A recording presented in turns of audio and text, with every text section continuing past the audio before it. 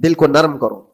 اور ایک علامت میں بتاؤں, اور ایک علامت کہ دل نرم ہے یا سخت ہے, اس کی ایک علامت یہ بھی ہے, اللہ کا جب ذکر کرے, جنت کا جب ذکر کرے, جہنم کے عذابات کا ذکر کرے, قبر کے معاملات کا ذکر کرے, حشر کے سوالات کا ذکر کرے, تو اس کی آنکھیں ڈبڈبا جائیں اور آنسو نکل آنے لگے. قرآن کی آیتیں سن کر کے اس کا دل ہلنے لگے اور آنسو آ گئے, تو سمجھ جاؤ کہ اس کا دل نرم ہے. ابھی اس کا دل بیمار نہیں ہوا, ابھی اس کا دل بیمار نہیں ہوا. لیکن یہاں تو پوزیشن الگ ہے, سچویشن الگ ہے. ہم تو پتہ نہیں کن کن چیزوں میں رو لیتے ہیں, لیکن اللہ کا کلام سنتے ہوئے کسی کے کان پر جوں بھی نہیں رینگتی. لوگ تو گانوں پر تھرکنے والے اور نغموں پر اچھل کود کرنے والے وجد کی بات کرتے ہیں, لیکن اللہ کا کلام پڑھنے پر کوئی کسی کو وجد کیوں نہیں آتا؟ یہ ایمان کی علامت ہے. قرآن میں اللہ نے فرمایا اذا تلیت علیہم آیاتہ زادتہم ایمانا, جب اللہ کی آیتیں ان پر تلاوت کی جاتی ہیں مومنین پر, ان کا ایمان بڑھ جاتا ہے.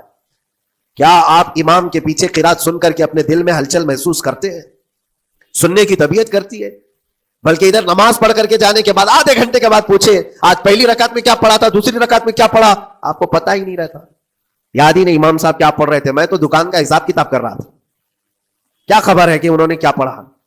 تو قرآن کو توجہ سے پڑھے ہوتے تو تمہارے دل میں بھی وہ باتیں اثر کر رہی ہوتی. میرے عزیزوں, کتنے ایسے لوگ ہیں جو صرف اور صرف قرآن پاک کی تلاوت کی وجہ سے دلوں کو نرم کر دیا گیا ہے. میں اسی بات پر آج فوکس کر کے ختم کر دوں گا.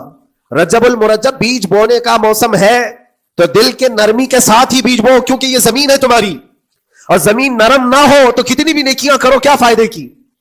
دل سخت ہے, گناہوں سے لبریز ہے, اور دل کو نرم کرنے کا علاج دو چیزیں بتائی گئی. قرآن پاک کی تلاوت کتنا اثر رکھتی ہے جب انسان اسے خلوص کے ساتھ سنتا ہے, اچھی طرح نیک نیتی کے ساتھ قرآن پاک کی تلاوت کو سنتا ہے, تو اللہ رب العزت اس کے دل کے دروازے کس طرح کھولتا ہے. سیدنا فاروق اعظم رضی اللہ تعالی عنہ چلے ہیں ہاتھ میں ننگی تلوار لے کر. کہاں چلے ہیں, کتنے غصہ میں چلے ہیں کہ رسول اکرم صلی اللہ تعالی علیہ وسلم کا سر مبارک کاٹنے کے لیے. معاذ اللہ, صدبار معاذ اللہ, مگر جب اپنی بہن سے, اپنے بہنوئی سے قرآن کی تلاوت کو سنا ہے, اللہ رب العزت نے دل کے دروازے کھول دیے, دل میں نرمی پیدا فرما دی. چلے ہیں سر لینے کے لیے, لیکن بارگاہ رسول میں جب حاضر ہوئے ہیں تو سر دینے کے لیے حاضر ہوئے ہیں. آقا ارشاد فرماتے ہیں عمر کو آنے دو, آج وہ ہمارا سر لینے کے لیے نہیں آ رہا ہے, بلکہ اپنا سر ہماری بارگاہ میں دینے کے لیے آ رہا ہے.